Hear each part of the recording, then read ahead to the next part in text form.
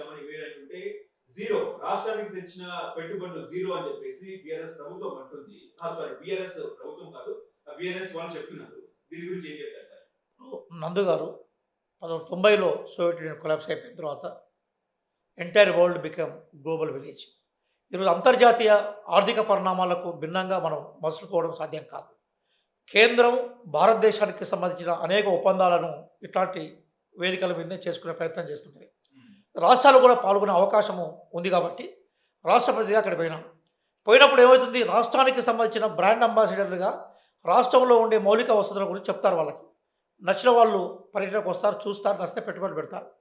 ప్రయత్నాన్ని మొదలుపెట్టాం కదా, ఆ ప్రయత్నంలో మేము గతంలో సాఫల్యం చెందాం, దానికి సంబంధించి పునాదులు పడ్డాయి. మరి అదే సంస్థలు వాళ్ళ పెట్టుబడుల సంఖ్యను కూడా పెంచాయి కదా. అప్పుడు పెట్టుబడులు ఎంతైతే పెడతాం అనుకున్నారో దానికి సంబంధించి క్యాపిటల్ పెంచి మేము విస్తరిస్తామని చెప్పాయి.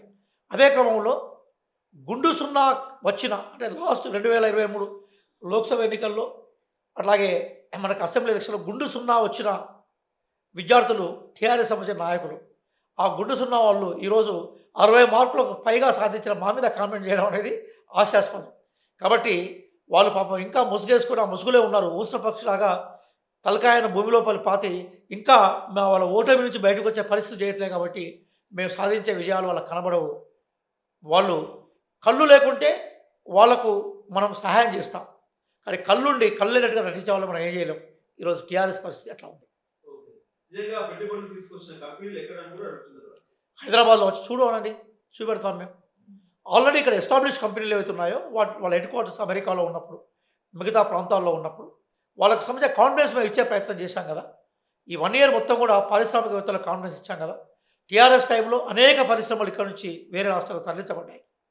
కానీ మేము ఆ తరలించబడ్డ పరిశ్రమల్ని మళ్ళీ మేము ఆహ్వానిస్తున్నాం.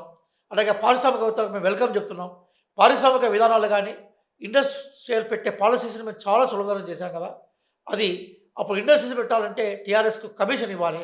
ఇప్పుడు కమిషన్లు అవసరం లేదు, స్వేచ్ఛనిచ్చాం, ఇండస్ట్రీ పెట్టాలని ఆహ్వానిస్తున్నాం.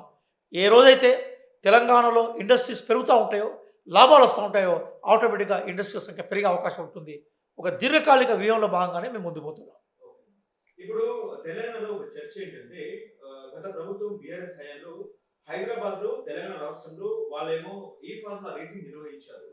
వాళ్ళు ఏం చెప్తున్నారంటే హైదరాబాద్ బ్రాండ్ ఇమేజ్ ని మేము పెంచేందుకే పెట్టుబడులు ఇంకా రావాల్సింది అని చెప్పేందుకే మేము ఈ రకమైన పోటీలు నిర్వహించామని బీఆర్ఎస్ చెప్తుంది, కేటీఆర్ చెప్తున్నారు. ఇప్పుడు ఈ ఫార్ములా రేస్ ఏమో కేటీఆర్ విచారణకు వెళ్తున్నారు. ఈ గతంలో అంటే మొన్నేమో ఏసీబీ విచారణకు వెళ్ళారు, ఆ తర్వాత ఈడీ విచారణకు వెళ్ళారు. రేపు మాకు మళ్ళీ ఏసీబీ నోటీసులు ఇచ్చే అవకాశం. ఈ చర్చ పక్కన పెడితే ఇప్పుడు నిజంగానే వాళ్ళ హయాంలో కుంభకోణం జరిగిందంటారా? 45 కోట్లు 50 కోట్లు బాండ్ల రూపంలో బీఆర్ఎస్ అంటే గత ప్రభుత్వానికి వెళ్ళిందంటారా? లేకపోతే కేటీఆర్ టార్గెట్ గానే కక్షపూరితంగా ఈ రకంగా వ్యవహరిస్తున్నారా అంటే ఏం చెప్తారు? నందు గారు విచారణ పిలవగానే నాతో లాయర్లు ఉండాలని చెప్పేసి మొట్టమొదటిసారి ఎగనాం పెట్టి లాయర్లను తీసుకొచ్చి కూర్చుండబెట్టుకున్నప్పుడే క్లియర్గా అర్థమైంది ఏంది, కేటీఆర్ వెన్నులో ఎక్కడో చలి పుట్టిందని. కాబట్టి ఆ చలి భయం రూపంలో బేసికల్గా ఆయన భయం రూపంలో చలి ఆయన వెన్నులో వణుకు పుట్టింది. కాబట్టి కేటీఆర్ భయపడుతున్నాడు కదా. ఎప్పుడు కూడా కాంగ్రెస్ పార్టీ తెలంగాణ కానీ హైదరాబాద్ నగరానికి కానీ ఇమేజ్ని పెంచే ప్రయత్నాన్ని ఎప్పుడు వ్యతిరేకించదు.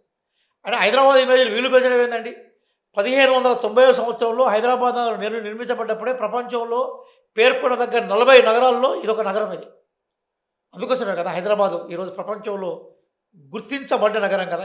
నువ్వు ఎక్కడ పెట్టినా హైదరాబాద్ మాకు ఎక్కడుందో తెలియదని ఎవరు అన్నాడు కదా మనకు ప్రపంచంలో. హైదరాబాద్ ఆల్రెడీ బ్రాండ్ ఇమేజ్ నగరం. దీంట్లో ఆయన కొత్తగా ఇమేజ్ తీసుకొచ్చేది ఏం లేదు. పోనీ నిజంగా ఇమేజ్ తీసుకొచ్చేది కాంగ్రెస్ తీసుకొచ్చాడు అనుకుందాం మనం. కరప్షన్ల ద్వారా నువ్వు ఇమేజ్ని బిల్డప్ చేయాలనుకుంటున్నావా? నువ్వు ఏ సందేశాన్ని ఇవ్వాలనుకుంటున్నావు? అంటే నువ్వు హైదరాబాద్ బ్రాండ్ ఇమేజ్ని కరప్షన్ చేసి వాళ్ళనుకుంటావు. ఎక్కడ పోయినా డబ్బులు ఎవరైతే బేసికల్గా దానికి సంబంధించిన నిర్వాహకులు ఉన్నారో ఆ నిర్వాహకుల ఖాతాల్లో పోయింది. ఆ నిర్వాహకుడు కేటీఆర్ దోస్త్ అనేది కదా ప్రూవ్ అయింది. ఆ విషయాన్ని నేను అనలే కదా, అరవింద్ గారే అన్నారు కదా. అంటే విచారణలో మరొక బేసికల్ గవర్నమెంట్ ఆఫీసర్గా ఉన్న రెడ్డి అన్నాడు కదా.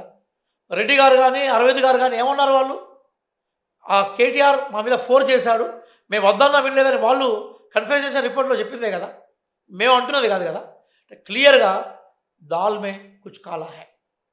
కేటీఆర్ అందులో ఇన్వాల్వ్ అయినాడు కాబట్టి ఆయన భయపడుతున్నాడు.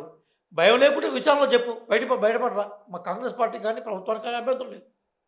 అంటే ఆయన సవాల్ విసురుతున్నారు. లైట్ ఇంటర్నెట్ పరీక్షకు రావాలి రేవంత్ రెడ్డి, నేను విధుల్లో కూర్చుందాం, ఎవరు అవినీతి పాల్గొంటారో తేల్చుకుందామని చెప్తున్నారు. మిమ్మల్ని అడుగుతా నేను, ఆకాశం మీద ఉమ్మి వేస్తే ఎవరు ఉమ్మి వేస్తే వారి మీద పడుతుంది. కానీ ఆకాశాన్ని ఛాలెంజ్ చేసి నువ్వు కూడా నీ మీద ఎందుకు పడట్లేదో నిరూపించుకోవాలంటారు ఎవరైనా. ఒక కేటీఆర్ గారి పరిస్థితి ఏంటంటే చిన్న పిల్లల కాళ్ళు కొట్టుకుంటూ మారం చేస్తారు విషయం అట్లా ఉన్నది.